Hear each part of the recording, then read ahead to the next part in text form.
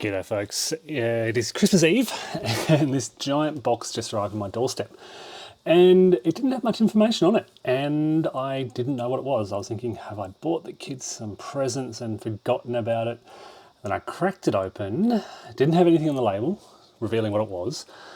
So I opened it up and then I immediately caught a glimpse of a logo and I remembered what it is. Folks, this is a special PHALANX bundle. PHALANX Games, PHALANX Publishers, recently had a sale. A lot of their games were like half price or more.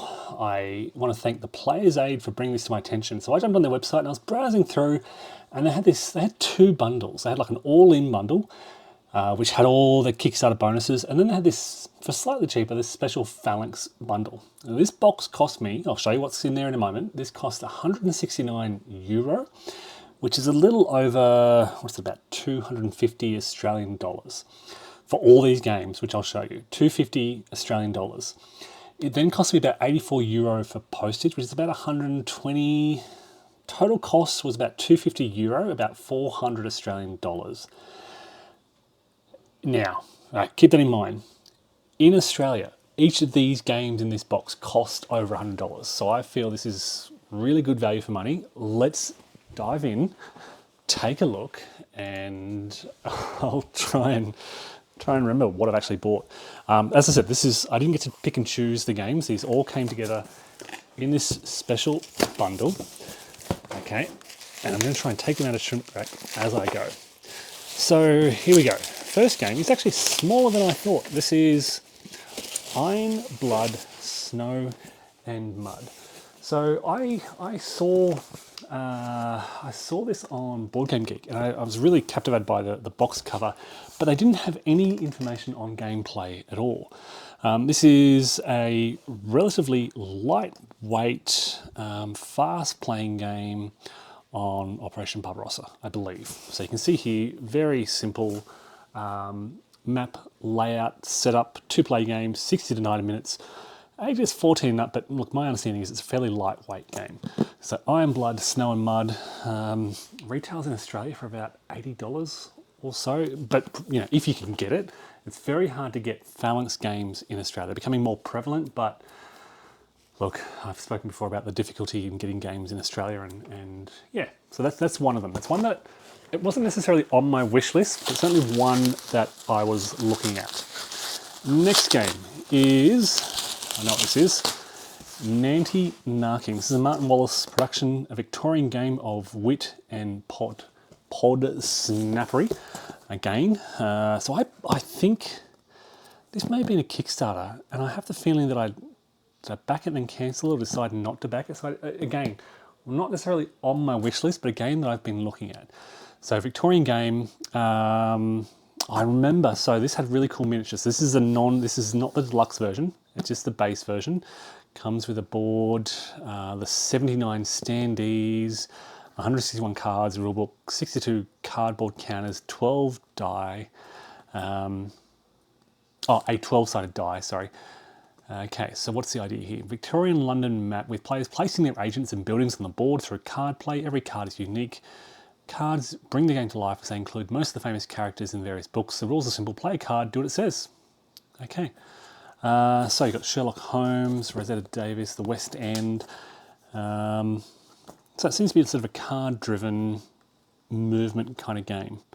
60 minutes, 2 to 4 players, ages 14 and up. That's Nanty Narking.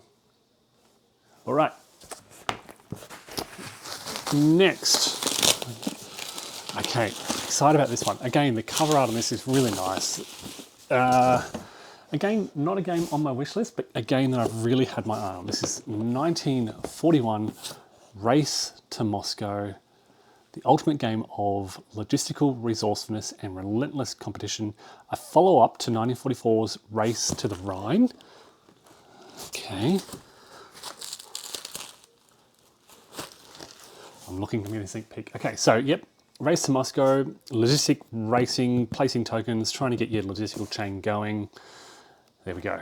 Again, retailed in Australia for about $120. Oh, wow. Okay, what do we got here? These are all packaged together. Let me try and get some stuff. Freedom. All right, so here we go. We've got Freedom here. This was definitely on my wish list. This is Insurgents versus Empire. This is a siege game of the history of the siege of a Greek holy city, Messaloniki, by Ottoman forces during the Greek War of Independence, 1821 to 1829. This is definitely one that I've had on my wish list. I thought about backing this. This was on Kickstarter just in the period when I was trying to cut back on Kickstarter. That's the only reason I didn't back it. But it looks really nice. Those Kickstarter images, just the game board set up, looked really cool. I mean, I like siege situations, and this takes a kind of siege situation and, you know, the use of coloured cubes to abstract all those kind of things made it look really cool. Then, what have we got here? Okay, so this is Huang. Now this is, this again, not a game on my wish list, Rainer Knizia's Huang. This is an evolution of Tigris and Euphrates. I used to love Tigris and Euphrates, classic Eurogame by Martin Wallace, which just kind of, look, I played it so much, and then I think I got the app version and thought, well, I don't need the board game version anymore, so I got rid of my copy. And then he's kind of reconceptualized it. Lead an ancient Chinese dynasty striving for imperial power, establish new states, build new pagodas, spread your influence, blah, blah, blah. So I believe it uses the same kind of scoring system as in Tigris and Euphrates, which is really quirky. I believe, if my memory recalls me, it's the player who has the highest points in their weakest color. All right, so you're trying to collect different colors. If I remember correctly, and if it is the same, you are trying to collect different colors. You want to collect everything. But the player who wins will be the player who has the highest number of tokens in their weakest color. Quirky, tile placement, yeah. Look, I believe it's a little bit different to Tigris and Euphrates, but based on some of the same ideas. So that is Huang. Again, very difficult to get in Australia, about $80 to $100. Still 3 games to go. So let's have a look what we have here. Keep them rolling. Race to the Rhine. Okay. Keep your army supplied and liberate German-occupied Europe, an upgraded edition of one of the most innovative World War II board games. So assume the role. Features Race to the Rhine and a standalone solitaire game. These are my credentials, covering the Allied liberation of Brittany. So this is Race to the Rhine plus that standalone solitaire. So I didn't know much about this. Again, a game that, not on my wish list, but a game that I've kind of had my eye on. Really nice box cover, and the base game has a really cool box cover as well of that. The trucks, wonderful players, 90 minutes, various Golden Geek Awards, Wargame 2015, seal of approval from the Dice Tower. Yeah, pretty keen to play this. A game that I've wanted to play and yet haven't for many years. So there we go. 2 more to go. We have got, next up is Rocketman, a Martin Wallace design. Deck building game with an innovative twist of preparing your missions on the launch pad, temporarily removing part of your assets from the deck you play. To win, you must find a balance between the mission and money parts of your deck and use them efficiently. So again, I've seen the box cover, I've seen the title a fair bit, but don't know much about gameplay at all. It's a Martin Wallace design, so I have a lot of faith in Martin Wallace in terms of designing, accessible, fun, interesting games. Keen to check this out and see what it is all about. And the last one. So all these games are very well packaged. You can see the extra packaging as well. This is Total Domination. I know nothing about this at all. Again, I've seen the box cover, but that's about it. Take command of a great power and forge your own path. Total Domination. There goes the guitar. World War II, Total War. The stakes have never been so high. Your choice will determine the fate. Blah, blah, blah. So it looks like a very heavily abstracted, grand strategic, lightweight, grand strategic game on the Second World War. So basically playing the Second World War in a little over an hour over the whole war. of the whole world by the looks of it. So you've got, it's hard to see here, but we've got sort of, yeah, this is a map of Europe. Oh, it's abstracted. So this is sort of North America, Europe, I believe. And I think maybe the Pacific over here. So that's, you know, heavily abstracted map of the world. So there we go, folks. So all these games for, including shipping, 400 Australian dollars. I mean, that alone, well over 100. That, probably 100, what did I say, 120, 150 probably.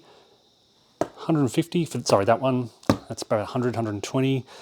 I feel pretty happy with all that. Just couldn't resist. I could have got the sort of all-in bundle. It would have probably cost another 100, $150. Would have been great value, and it came with sort of extra playing mats and deluxe versions and Kickstarter bonuses. But yeah, I never end up using that kind of stuff. So I just figured, no, I just want the base games. That's really what I play. I don't play games repeatedly enough to take advantage of all those extras and expansions and all that kind of thing. So yeah, I just figured I'd go for the base games. So look, PHALANX games, they've really been, they're hard to get in Australia, but yeah, this was an opportunity to stock up on some PHALANX games. What else is coming from PHALANX games? I feel like I've just backed, what did I just back from PHALANX games? I'm trying to remember.